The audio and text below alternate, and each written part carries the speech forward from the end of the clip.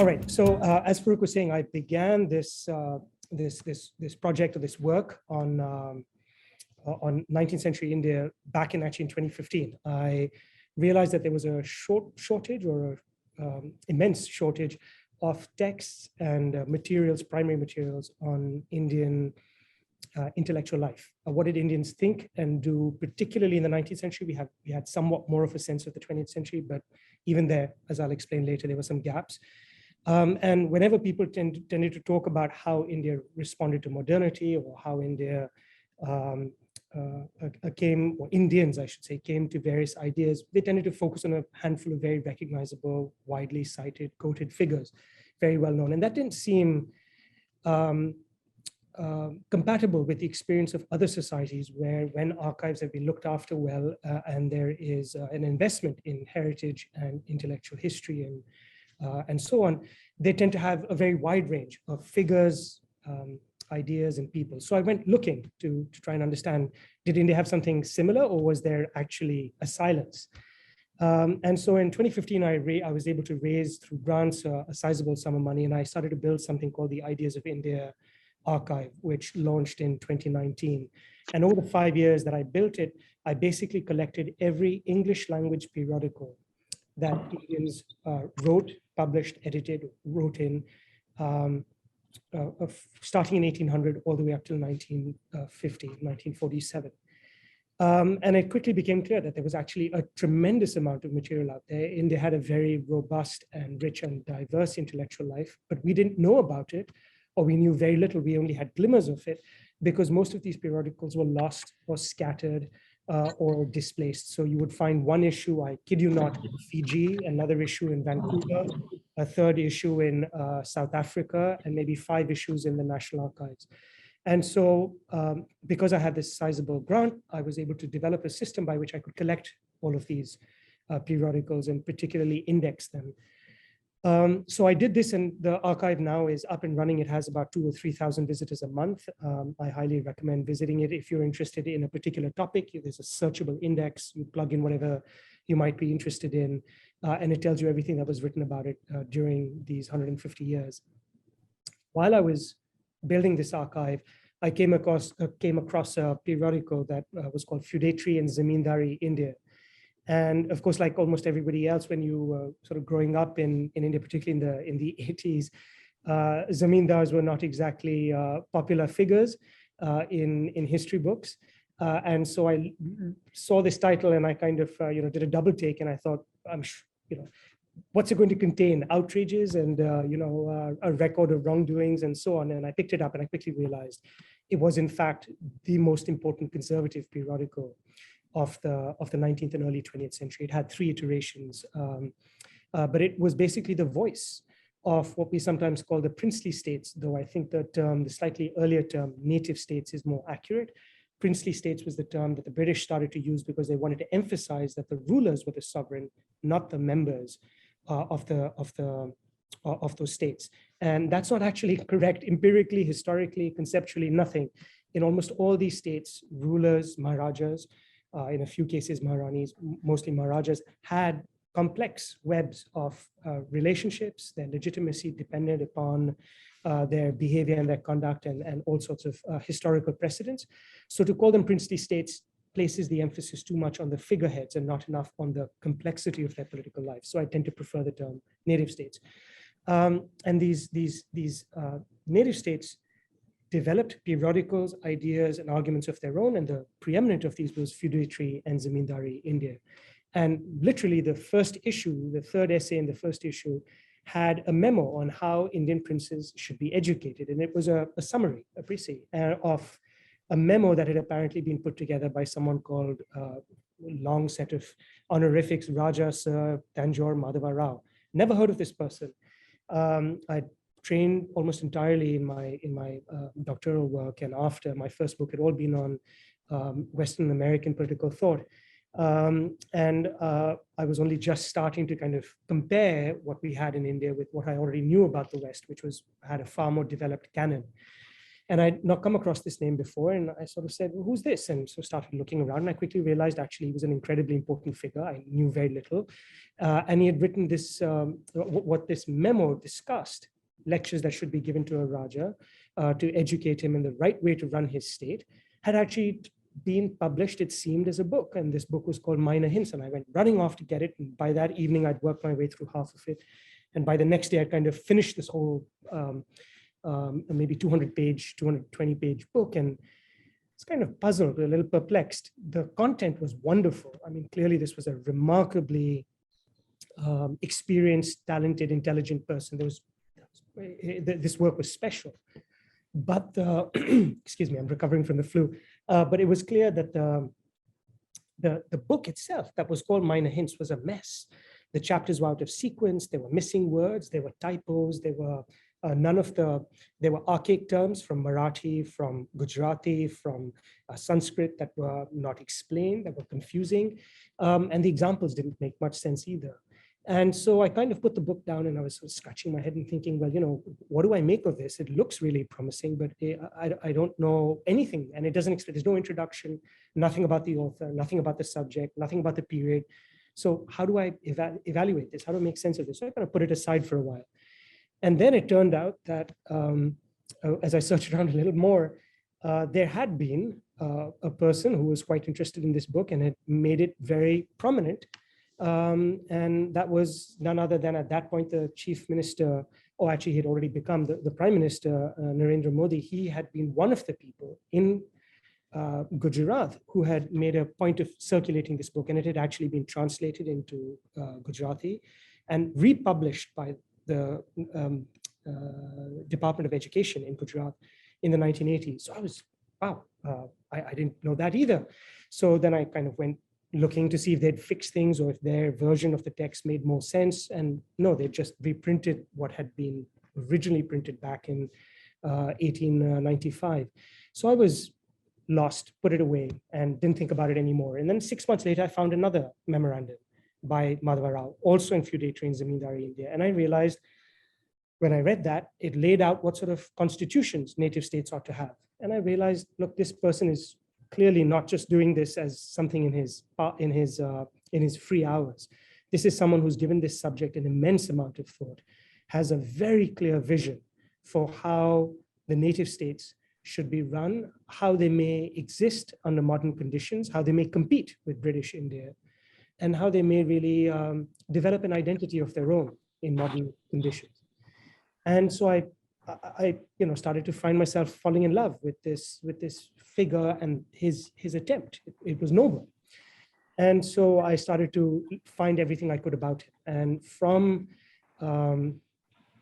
2019 to now, in these last 4 or 5 years, I've basically dug up every single archive in whether it's in Tanjore or in Kerala, in Trivandrum, in Baroda, in Indore, in Bombay, Delhi, and of course in the UK and the other places that tend to have large company archives, finding every single thing I can find about him.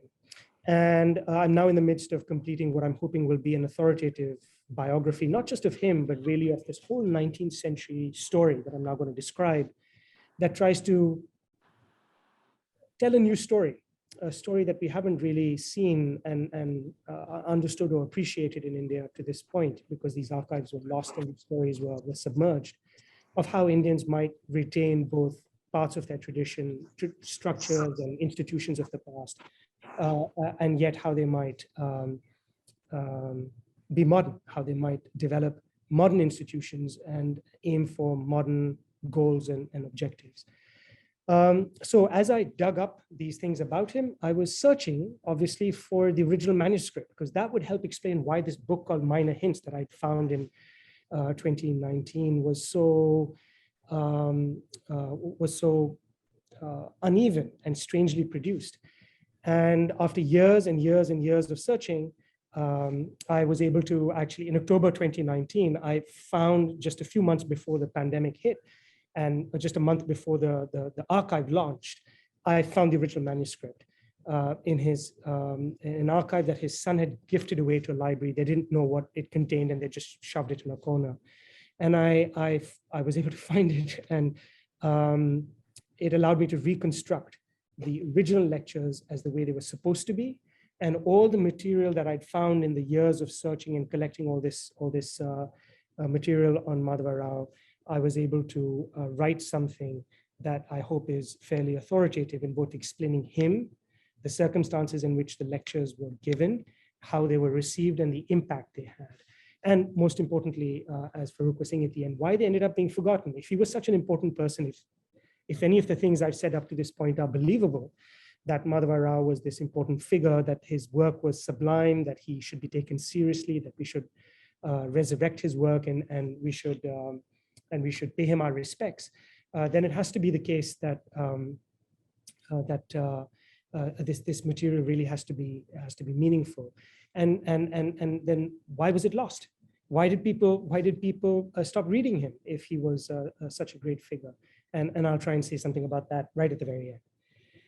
All right, so that's just to tell you as to how I got to this book, how I found the manuscript, why I went searching for it, how I found it, and then how I was able to write this introduction and really tell you something about the book and about Madhava Rao and about the manuscript that when I first found it, back when I started building this archive, I didn't have, and left me puzzled. And if I was to give you minor hints today, you'd be just as puzzled. But I hope that this book that I've put together does justice to Madhava Rao and his ideas and the people around him, all of whom were truly remarkable figures, world-class in every sense, able to battle intellectually, as we sometimes say in boxing, pound for pound, or with anyone else in the world at that time in their understanding of world events, world history, economics, science, math, philosophy. These are really, really remarkable people that we can be truly proud of. All right, so that's the background. Let me then tell you a little bit about why the lectures were given and then what they contain. So the background is that throughout the 19th century, the British are grappling with a very big question. How do they manage the native states, and how do they manage those parts of India that are their allies, but they don't want to or can't or simply can't afford to conquer? The story, as you know, is that between 1750 and about 1820, the East India Company solidifies its hold over, broadly speaking, three distinct spheres: the East, the South, and then finally the Western center of India. And then the latter part of the 19th century, through Punjab and its acquisitions in the North, Kashmir, it finally takes the North. So as it goes through these series of acquisitions, it doesn't have the resources, both in terms of military ability, as well as economic, just to share the power to service needs. It can't build enough infrastructure. It doesn't have enough officers or agents. It's extremely expensive to bring British officers out to India and to govern India in anything close to a standard that Parliament would approve of. And so very quickly, the company realizes, after it's taken over the Maratha principalities, excuse me, as I said, I'm recovering from this flu, as it's trying to, as it finishes conquering the Maratha kingdoms and principalities by 1818, 1820, it now controls the vast bulk of the subcontinent. And it's asking itself the question, now what do we do about all of these princely states that have basically become our allies, places like Travancore or Tanjore or Gwalior or Indore or Baroda or Hyderabad? These are sizable entities. Many millions of souls live in them, and they still have sizable militaries. And the people obey and respect and care deeply about their rulers and about their customs and precedents and traditions. So what do we do with them? Do we maintain them? Do we try and modify them? Do we try and bring them closer to what we're going to do in British India? Because with every passing decade, Parliament is passing more and more restrictive acts on what the East India Company can do. And these acts make it harder and harder for the East India Company to turn a blind eye to what's happening outside its own immediate territories, in its allies' territories. And so between, roughly speaking, 1816 to 1857, two things are attempted. First, there's an attempt to try and place residents in these various courts who will hopefully, so the British say to themselves, use persuasion, bribes, pressure, threats, intimidation, things of those kinds, but not taken to an extreme, to try and get the rulers to at least run things in a reasonable way. That fails spectacularly almost everywhere because these rulers are resentful, completely understandably. They've lost all their hereditary rights and prerogatives and privileges. They can do very little outside their states. They can no longer engage in foreign diplomacy or trade without British permission. And what they can do internally is stymied because their own nobles can undercut them by appealing to the British, by bribing residents to take up their causes. And so there's an immense amount of friction. And in state after state, you get tension, anxieties, and a complete breakdown between ruler and resident again and again. You get these recurrent cycles. Eventually, that leads the more impatient, not viceroys, but the more impatient governor generals under the East India Company rule to begin acquiring principalities, to depose the rulers and take them over and subsume them or absorb them into British India. That leads famously, amongst other things, amongst other causes, leads to the revolt or the mutiny in 1857. And the British realized, well, this is not going to be the way to go because we simply can't fight all the native states and keep engaging in such destabilizing and terrible military actions. That era of the 18th century that permitted and allowed these kinds of things is gone. There's now reportage, travel, commerce links, newspapers. Images of 1857 really leave England shocked, and the company realizes, or the crown realizes after it takes over from the company in disgust, that something else needs to be done. And so a little after 1857, you get this idea that, well, we're going to rely on education to try and make Indian rulers a bit more like us. And so what you get is officials being appointed. These are often not residents, but political agents, one step down in the ladder, being appointed to start becoming tutors, and in a kind of semi-formal way. And the families are very resentful. The zenanas and the darbars don't like these people of a different caste, religion, all of those other race coming in and interfering with the way to bring up a child. And by the 1860s and early 1870s, these matters reach a head. Places like Mysore and Baroda. Mysore is being returned to native rule, and Baroda sees Maharaja Rao, the Raja, being deposed for maladministration. And a new ruler has to be selected and actually trained the right way. And so the tensions that had been and the little attempts that had been made in the 1860s and 70s, the sense is, well, that's not going to be enough. We need one clear, more uniform policy. And the crown, more or less, not formally, but more or less enacts a policy of basically placing all minor rulers, requiring them to go into what are called chiefs colleges or Maharajas colleges. So this is most common. We know of places like Mayo College today, or chiefs colleges in other parts of India, Indore, and so on. The young rulers, or would-be rulers, princes of minor principalities, are sent off to these colleges. But the major states, the ones that receive large gun salutes, places like Mysore, Travancore, Baroda, and so on, can't be expected to follow that pattern. So what pattern should they follow? And this is where the British decide they're going to take a leaf out of the book of one little very important principality, Travancore, which starting in the very early 1800s decides that it needs to compete with the British and but by understanding modernity. And it makes an attempt through a series of tutors. It picks up the first English educated, Western educated Indians in South India and makes them tutors to the rulers of Travancore. And the first tutor who comes out of a proper British school is this young man called Madhava Rao. He joins the Madras High School in 1839. He's in its first batch, in its first year. And he is he's the third graduate from the school and the third to become what's called a proficient, to graduate at the top of the class.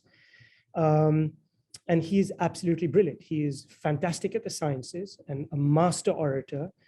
He writes and gives a series of lectures when he graduates from the school in 1845 that leave Madras stunned. They can't believe, they actually think that the school, in an attempt to try and curry favor with the government, someone in the school has written the essay that Madhava Rao has written, and the governor's office says, surely a native couldn't have written English like this. And so the school replies, well, call him over to the governor's mansion and ask him to write on any subject you write. He can write on anything. And the governor, embarrassed, politely decides not to reply to that challenge.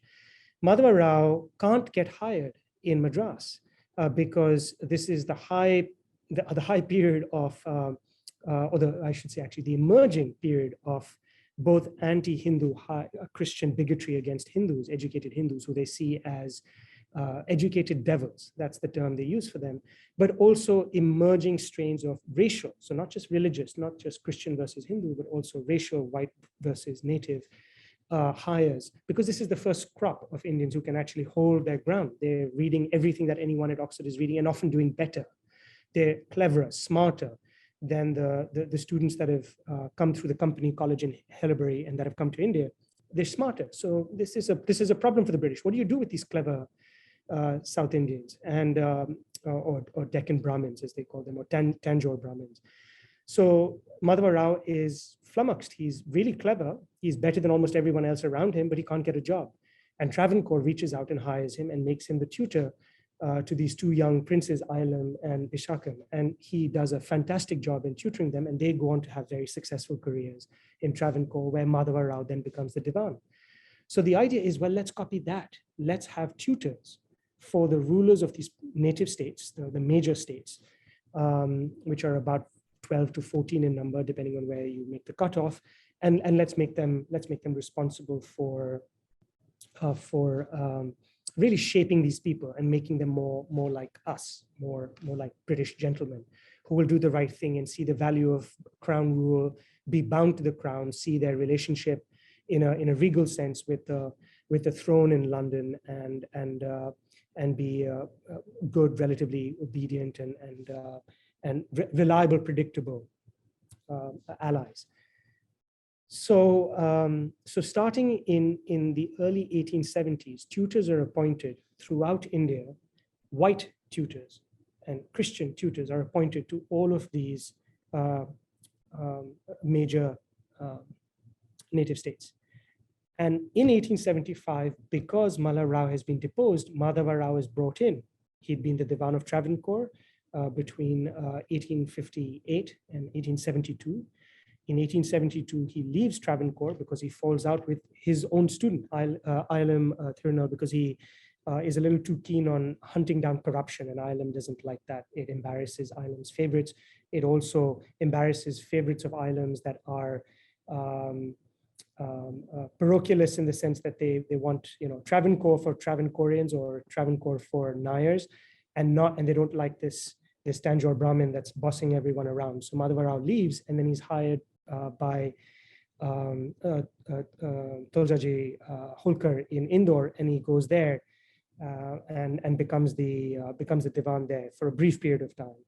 And then he's asked by the British to move to Indore because they want to reassure the people of Baroda that they're not going to swallow up Baroda. And Madhava Rao, because he has this immense reputation for having governed well, for having trained princes well, and all of these kinds of things, he'll be a good, steady pair of hands whom all sides trust. And so Madhava Rao becomes Dewan of Baroda, but he's not allowed to train or teach or have anything to do with the education of Sayaji Rao, because he is an Indian and not to be relied upon in that sense. He's not trustworthy enough. So the tutor becomes someone called Frederick Elliot, who's a graduate of Oxford. He's been training, he's been the chief superintendent of education in a place called the Brerars, Maratha controlled Nizam territory. And he then, he finishes that job and he's jobless in a sense. He's looking for a position, and one link leads to another, and he's handed that post. And so Elliot turns up and he asks Rao, well, what should I teach? What should I teach Sayaji Rao, the young boy who's been chosen to become the ruler of Baroda? And Madhava Rao gives him a list of things. It's very important to teach him, to give him a moral education, to teach him modern science, so that he relies on proven facts and not blind belief, not superstition, not astrology, things of those kinds. And you have to train him on the art and science of politics.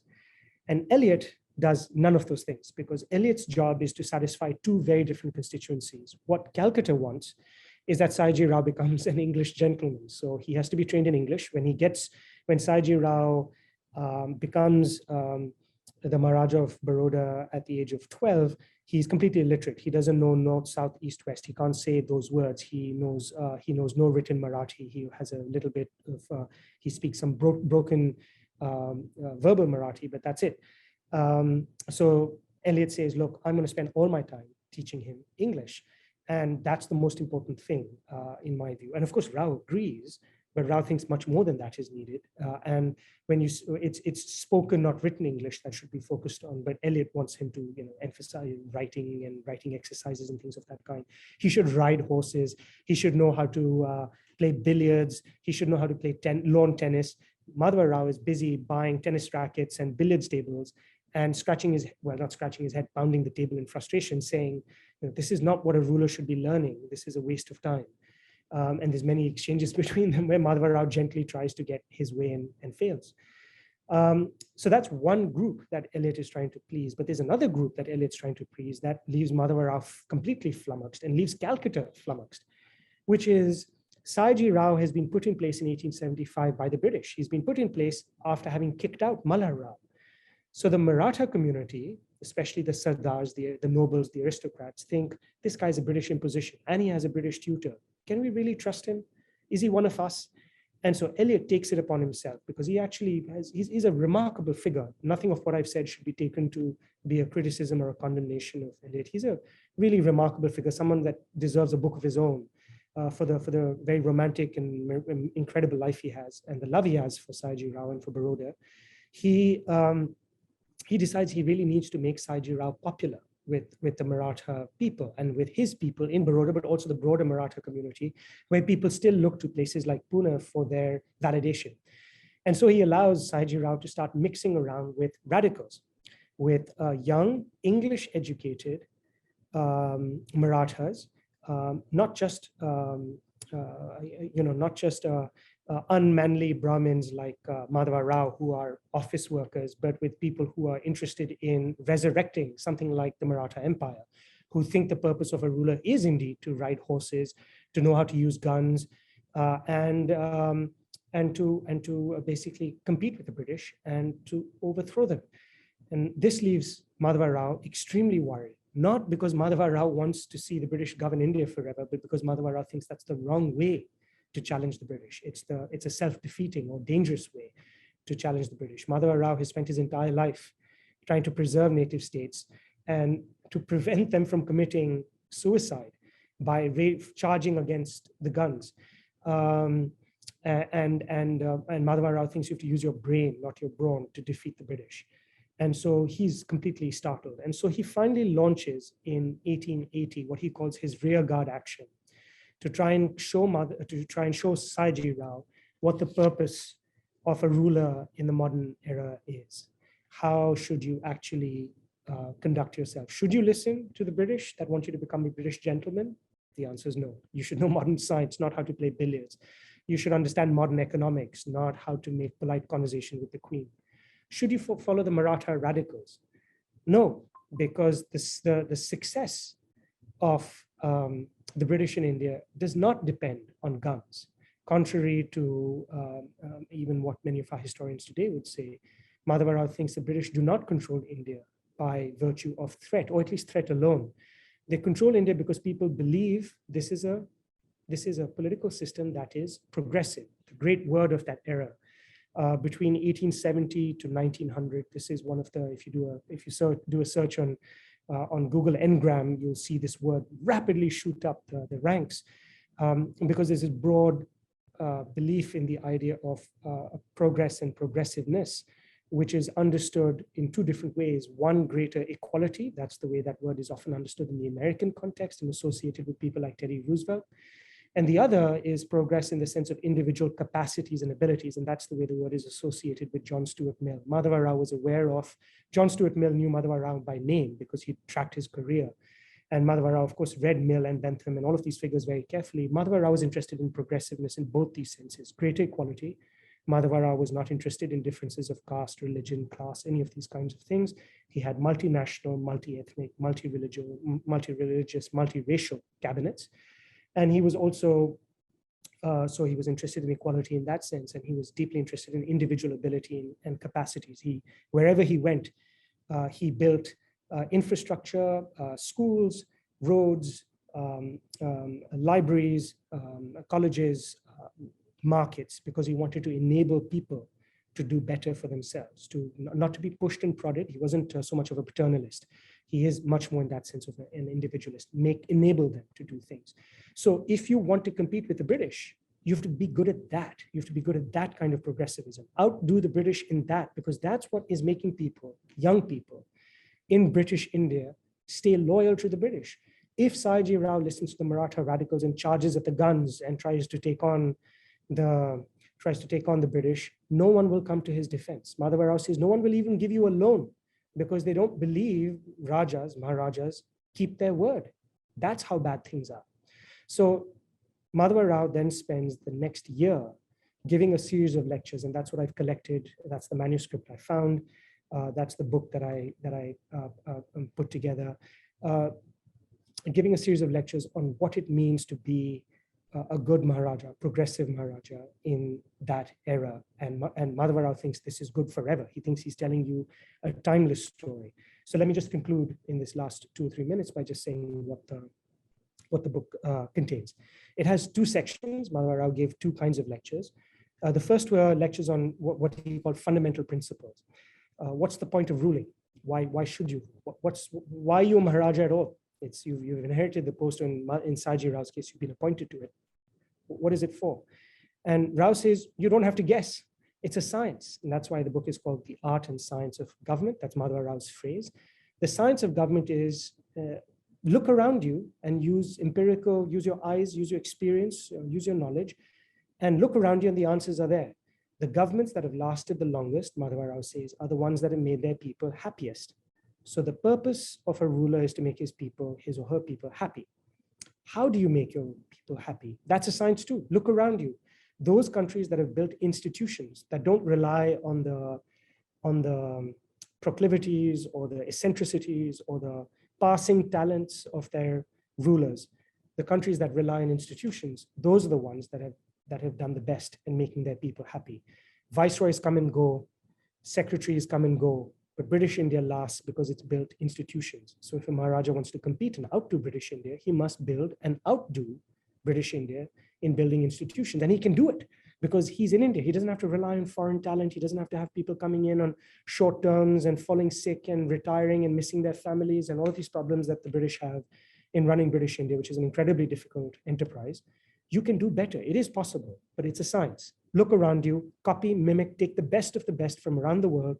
Look at what the Japanese are doing. Look at what the Americans and the English are doing.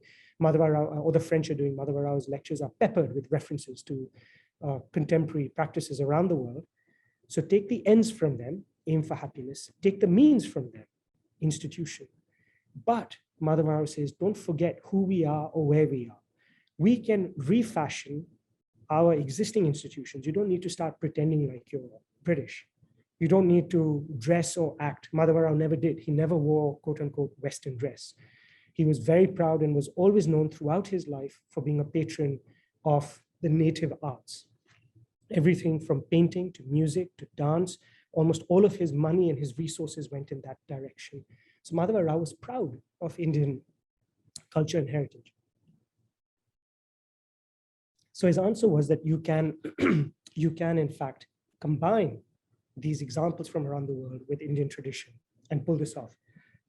So the first part of the lectures are about these fundamental principles, how to aim for happiness and why you should aim for happiness. The second part of the lectures are about personal conduct. And this is the art of government, because it's very easy to start an institution. I'm going to have a civil service. I'm going to pay people well. I'm going to recruit from the best colleges. Okay, that's great. That's very important. That's the science of ruling. But then people are quirky. Every one of them, every one of us have our weaknesses and strengths, have our frailties and our abilities. And a Maharaja has his own or her own. And so Madhava Rao spends half of these lectures discussing human frailties, and particularly the Maharaja's own frailties. The Marathas and the traditional view is Maharajas are infallible. How can the ruler ever be wrong? Because the sovereign always has to be right. Every judgment. And Madhava Rao says, no, that's not true. Rulers are often wrong. Maharajas are often wrong. They're short-sighted. Trust me, I've worked with many of them. They don't know what's in their own best interest. They mislead their people and mislead themselves. So Madhava Rao lays out a series of rules for personal conduct. Don't be corrupt, keep your budgets under control, treat people with decency, hire the best people, but be willing to be corrected by them, because there's no point hiring the best people if you're arrogant, because then you won't actually take advantage of their abilities and so on. So Rao gave these lectures. Sayaji Rao enjoyed many of them. He particularly enjoyed these lectures on personal conduct. Those are the ones he treasured, and that's why the book was printed after Madhava Rao left. Madhava Rao thought the lectures belonged to Sayaji Rao. They were given in his honor and for him and to educate them, and they were not Madhava Rao's own personal property. He left them with Sayaji Rao. Sayaji Rao loved those lectures on personal conduct, but he did not like the lectures on politics. And so the book was never published. It was printed and kept in Sayaji Rao's library. And later, as the decades passed, copies of it were made by members of Sayaji Rao's darbar on his orders and also on their own volition in later years, as a way of circulating those hints on personal conduct, the arts part. And it was sort of meant to be one of these, isn't this interesting? Isn't this something fun and appealing to read? Because they are very beautifully written lectures. But because Sayaji Rao didn't like the political part of the lectures, those were downplayed and the book was never published. So what the Gujarat government found and published in 1985 were those original printed just copies for private use. They were called for private circulation only in Baroda. And they were not actually the way Rao had delivered the lectures, and they didn't actually follow the sequence or the logic of his lectures. So having found the original manuscript, I then put them in the right sequence, edited them, corrected everything, put together a glossary and an explanation for how those lectures actually work, what the references are, what the examples are, who the people he's referring to are. Then it all starts to really make sense. And that's what led me to the book. But that's why until I found the manuscript and put these things together, no one knew of the book because it was hidden away. And the one copy that was circulating around was completely malformed. So if you picked it up, you'd think, quirky, interesting, but not meaningful. But when you read it in the right sequence, you realize it is sublime. Thanks. Thank you so much, Rahul. That was so fascinating. Tell us what happens to Madhava Rao later. What happens to him after his Baroda stint? Yeah, thanks, Rohit. He has it's an interesting afterlife. I mean, it's incredible, actually. He's very influential. In 1883, Sayaji Rao basically makes it clear that he wants to go in the direction of Frederick Eliot and the Maratha radicals. And he starts circumventing Rao. And Rao is, of course, at this point, he's starting to get on in the years, and he's such a highly celebrated and a distinguished figure that he feels, why should I put up with this? So he storms off in 1883, and he and Sayaji Rao exchange a few letters after that, but they don't really talk much. And Rao doesn't bear it as a grudge or anything of that kind. He just moves on. So what does he do? He goes to Madras and he becomes absolutely influential in two things that are going to be so important for India. That's what makes Rao so important for India. He plays a foundational role in creating the Indian National Social Conference, the movement for equality. That's why I was saying Rao and progressivism and equality. He is one of the greatest patrons of M.J. Ranade. So, and a whole bunch of young liberals in Baroda and in Bombay and in Pune are recruited by him, hired by him, used by him in his various stints. So they all look up to him as we sometimes say, the doyen of Indian liberalism. And so he, with them and his brother, Raghunath Rao, who's also a very prominent Dewan and successful administrator, the three of them create the Indian National Social Conference. And famously, the Indian National Social Conference and the Indian National Congress both compete. Which is going to go first? Do we have social reform first or political reform first? And Rao belongs to the camp that says you need social reform first, because India's bigger problems are social, not political. The British are not as awful as our social problems are, and they lose that battle. Now the Congress decides to pursue political reform over social reform.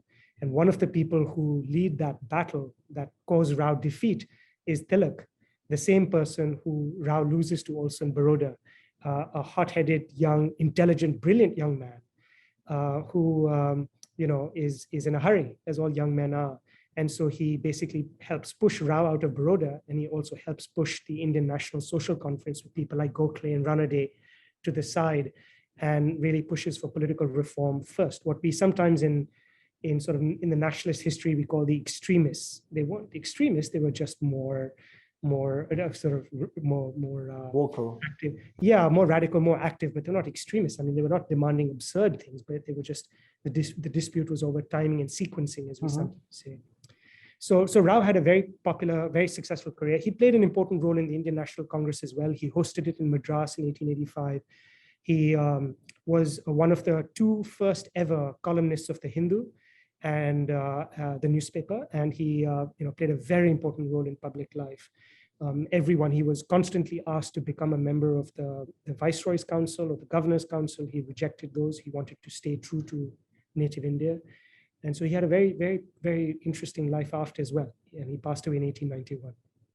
It's fascinating you mentioned his fascination with happiness, when everybody is now talking about gross happiness product and happiness as an index. And he thought about it 120 years ago. Yeah.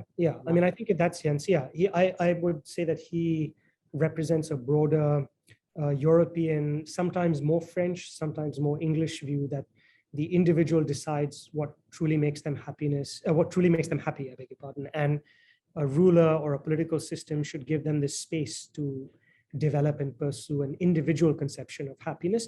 But Rao said you can't get individual happiness unless you get a whole bunch of objective things right. You have to have sanitation, education, law and order. So he could tell you, these are the things I'm going to do to make you, or at least get you to the point where you can pursue your happiness. So he had both those ideas of happiness, like what we see in a place like Singapore today, an objective account. Happiness is A, B, and C. We must get these things, law and order, sanitation, etc. And also this other view, which is somewhat more Anglo-American, that happiness is kind of exploring things for yourself. He held both those views. At least in the early 20th century, Rahul, Baroda was held up as a shining example of progress, whether it came to women's rights, whether it came to liberalism to an extent. How much of that would you ascribe to our hero over here? I think an immense amount. I mean, I would also happily give credit both to Sayaji Rao. I think he deserves. He could have gone in worse ways. There were rulers that had the privileges he did, that had the education he did, and still made bad choices. Or unfortunately, his children, his successors, are good examples of that. They were all wasters of one kind or another. Almost all of them died young from various substance abuse problems. So it is possible for things to go terribly wrong. And Sayaji Rao didn't do that. He did undertake a whole series of very good measures and actions. And so I think there's a lot of credit due to him. There's a lot of credit due to Frederick Elliott as well for playing a broadly speaking, this sort of liberal role. But I think it would only be fair to say that the lion's share of the credit really has to go to Madhava Rao for building the institutions that Sayaji Rao just has to then keep in place. Everything's been done over an 8-year period from 1875 to 1883. Very little new is built after 1883 in terms of offices or institutions or establishments or things of that kind. I mean, structures of government. Sayaji Rao has lots of important initiatives. There are, especially in the industrial sense, he does things that Madhava Rao could not have known about. Of course, because 20, 30 years, the world is so different as the Industrial Revolution rolls on. So there's a lot of things that Sayaji Rao gets credit for, but I think Madhava Rao really set the foundation. Let's hope that Madhava Rao gets his place in the sun very soon, thanks to your book. Nothing would make me happier. I think a statue, a giant statue in his honor in a place like Baroda wouldn't be a bad thing, or elsewhere. And we've got a dozen. I mean, this is not, I don't mean to emphasize one person. We've got dozens, and my goal in the next few years is to tell these stories. And people like Manu Pillai and others, Robin Jeffrey, have done an amazing job in also unearthing these stories. There are other figures. There are a couple of others that I'm writing about, and I'll have a book coming out on one other person like this next year. We're spoiled for choice when we start looking. Our history is full of absolutely fabulous figures. It's just that we've not been looking. The Maharaja is often remembered for one particular incident, at the time of the Darbar in 1911, turning his back, not bowing diligently as he should have. Correct. Tell us a little more about that. That is the juicier part of the Maharaja's life. Yeah, so that was, I mean, that in a sense basically proved, unfortunately, sadly, what Madhava Rao had always feared. Madhava Rao had encouraged Sayaji Rao not to follow the Maratha radicals in the view that that Baroda should become a refuge or a place where radicals and opponents of British India could plot and scheme to challenge British India. And over the 1890s, they started happening slowly. It wasn't as widespread until a couple of key figures, Ganesh Savarkar, an aide of Sayaji Rao, who's a very important figure at the point, K. Jadhav, and Aurobindo Ghosh, the incredible, beautiful, amazing man. Aurobindo Ghosh also turns up in Baroda, and the three of them play a remarkable role in accelerating in the late 1890s and the early 1900s the radical elements in Baroda. And as Sayaji Rao gets egged on by these figures, finally at the end, 1910, 1911, he decides to challenge the British more openly. And up till this point, the British have been saying to him, we're worried about this figure or that figure or this, petition that's going around throughout the British, petition that's been circulated around Baroda. Why is this going on? And he can feign lack of knowledge. He says, well, these things keep happening, some silly person, I'll get rid of them. And he's basically creating space for these figures. As assassinations start in British India, particularly in Bengal and in London, the British say, okay, enough is enough. And they start cracking down. And then at just that moment, Sayaji Rao does exactly this thing of kind of being disrespectful as they see it. At the Imperial Darbar, and they basically tell him, look, we are going to depose you. We are now going to investigate and examine every single action of yours. They start tracking his travel abroad. They start tracking what he does with his money, and they start publicizing the ways in which Baroda has become a hotbed of sedition and intrigue. And now Sayaji Rao suddenly realizes, yikes, no one's coming to my rescue. The other Maharajas are all going with the British. They're saying, we don't want to lose our privileges and our perks and we don't really like where the Congress is going, because the Congress is becoming ever more democratic. It's not like the Congress is saying we're in favor of Maharajas either. So who's going to come to our aid? No one. And so now Sayaji realizes what Madhava Rao had warned him about a little too late. And so he quickly beats a retreat. And between 1911 and 1918, he goes exactly in the opposite direction. He starts to break all of his links with the Congress, and he starts to break his links with the Maratha radicals, because he realizes actually neither side is much in favor of him. The Congress is in favor of representative government, which he's not. And the radicals are in favor of violence, which he's not. So the radicals go overseas, right? People like Lala Lajpat Rai or Tilak get sent to prison. The Ghadar movement goes abroad. People like Bose go off to Pondicherry. And so that's the end of that. And he sees them retreat, and he retreats. And between 1911 and 1918, over the course of the First World War, you see the complete end of all radicalism of that kind in India. And the socialists then appear in 1918. And you get a very different kind of radicalism amongst labor, but not politically. And that's the end of that. Tell us, Rahul, what were his views on women's rights? Was he a champion of women's rights? Yes, absolutely. You mean Madhava Rao? Or, yes. Yes. Madhava Rao was by far and away the most important figure, I would say, during this period. He is the reason why the first girls' schools are created in Kerala or Travancore in the late 1850s. He's the reason why his own daughters all go to school. They all are all educated. He has six daughters. He allows. They're not in parda. They're not covered. The family archive doesn't survive, so I don't have a way of really knowing how he dealt with, for example, their marriages. But it seems like they all had very happy marriages. He was against child marriage. That was actually one of the things that made him a bit infamous, because he was in favor of social reform, raising the age of marriage. He was against, the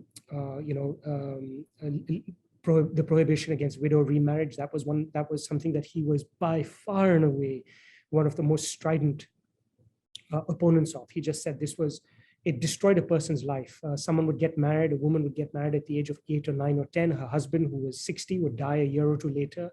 And then this person would spend the time from their 12 till the time they're 50 or 60 alone as a hermit, simply because of this quirk of fate. And it just killed Madhava Rao. He hated this above everything else. So these two things, women's education and widow remarriage, were the things that really, really, really were the most important for him. And then over and above that, there were a whole series of penal reforms. He wanted, actions against women, whether it was for witchcraft or adultery or things of these kinds, he opposed all kinds of draconian punishments and bizarre superstitious punishments. So he reformed those wherever he went. He was, in my view, one of 2 or 3 of the most important fighters for women's rights in that era. And we have to keep in mind, we're talking about a period between 1830, 1840 and 1890. This is before there's voting even for men. So he's not the person to be looking for suffragette movements and things. He's way before that. Yeah. But he is for the emancipation of women in their social and personal lives in all sorts of ways. Comparisons are odious, but how would you compare his treatise to that of, say, Chanakya? Yes. Yeah, they're very different. Chanakya's work is profound and sublime, and I think the purpose is very different. The purpose is how to acquire, the first purpose is how to maintain power. It's the treatises or the shlokas are written to a ruler who's already governing. It doesn't tell you, like Machiavelli does, how do you obtain power, how to be a clever prince and become powerful. It's a shloka to a king who's probably acquired through inheritance, whose hereditary power inherited his throne. So that's the first important thing to recognize about it, that it's about the maintenance of power. And the second important thing about this tradition, which is just, I can't say enough good things about it. It's a very sublime tradition. Of course, there's all these elements of caste and the era it's written in. And we get this if we read Greek or Roman statecraft. So, let's set those things aside for a moment. There's all those elements that are problematic about classical statecraft. But when we talk about it just purely in the sense of managing states, it's very sublime because it talks about how to deal with matters of economics and diplomacy and finance and recruitment. And the treatment is really, it tells you how many generations and centuries of experience must have gone into refining and developing that literature.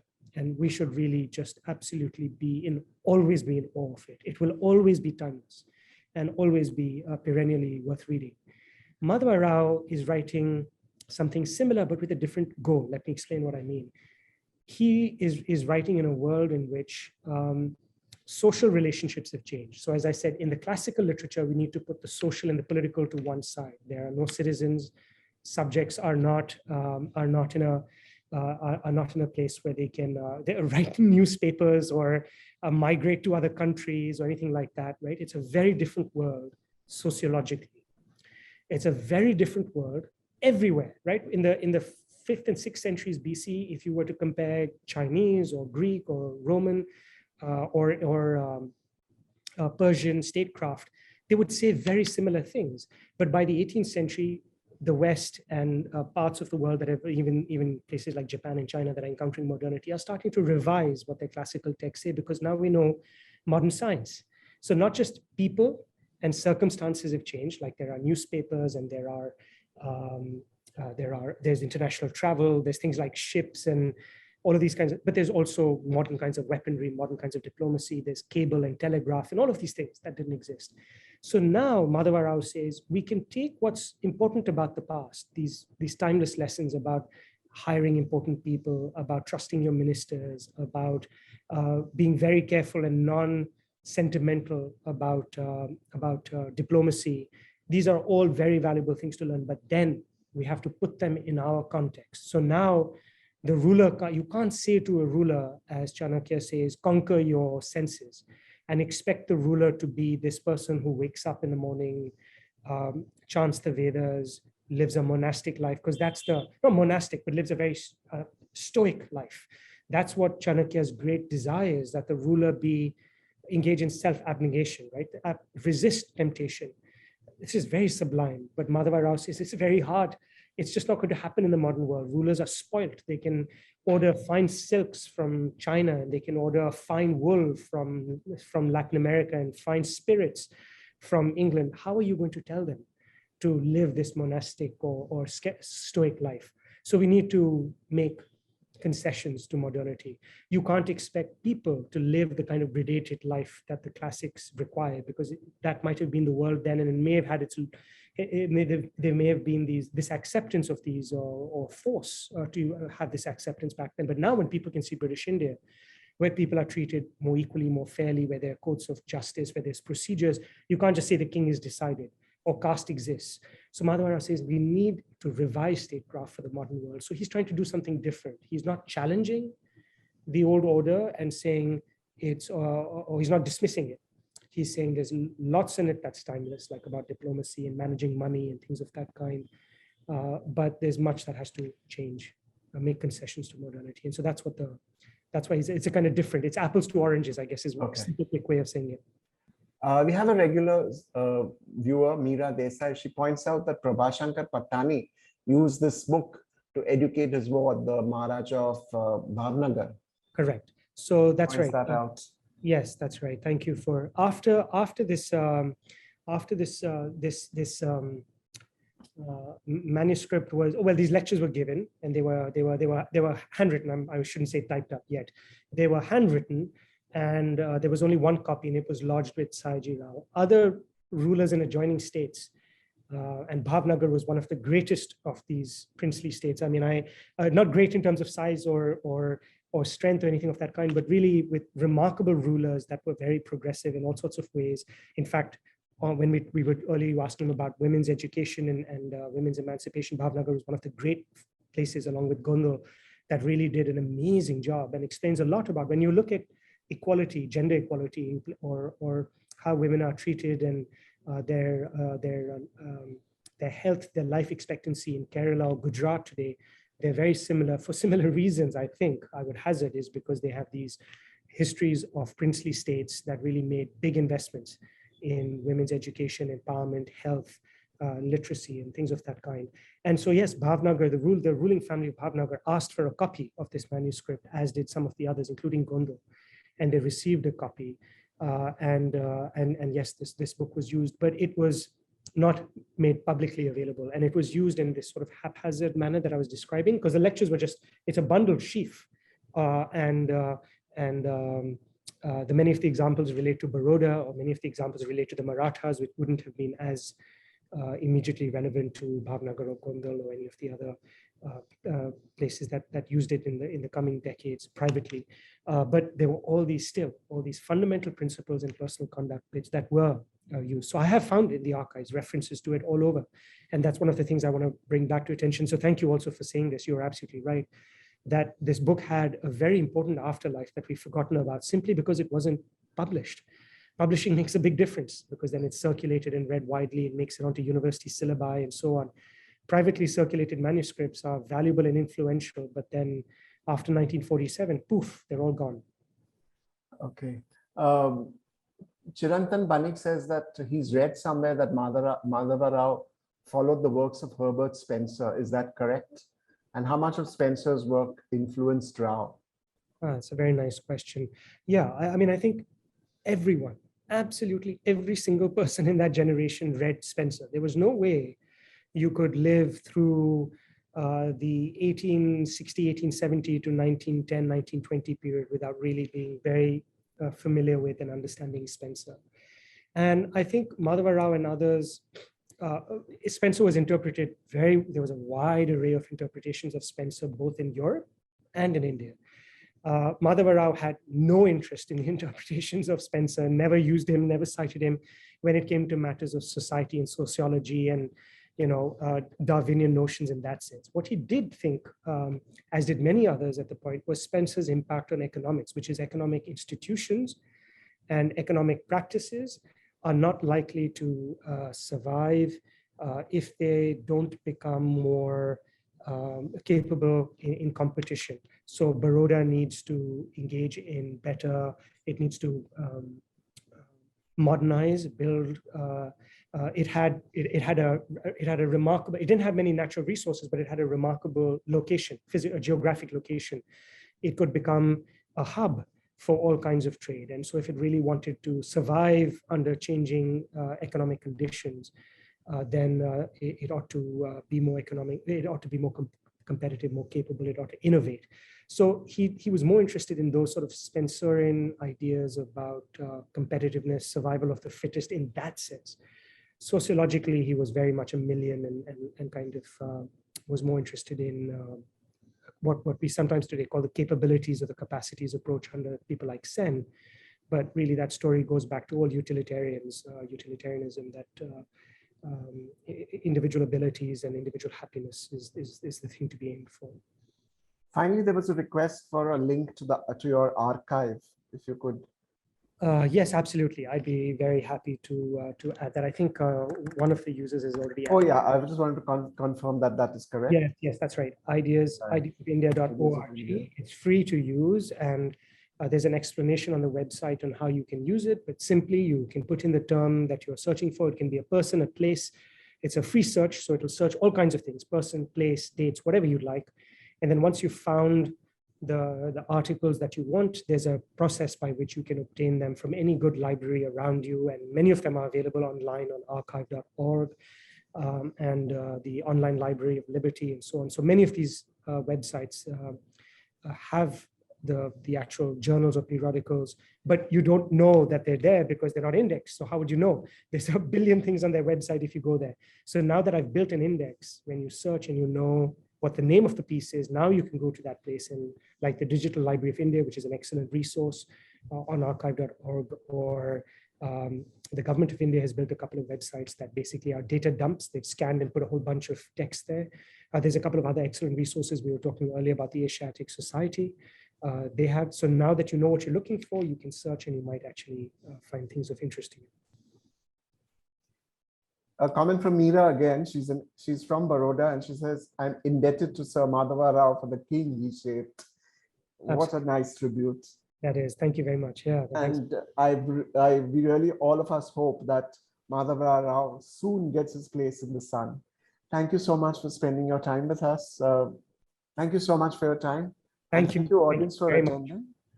It's been a great pleasure. Do keep on watching out our social media announcements. Thank you.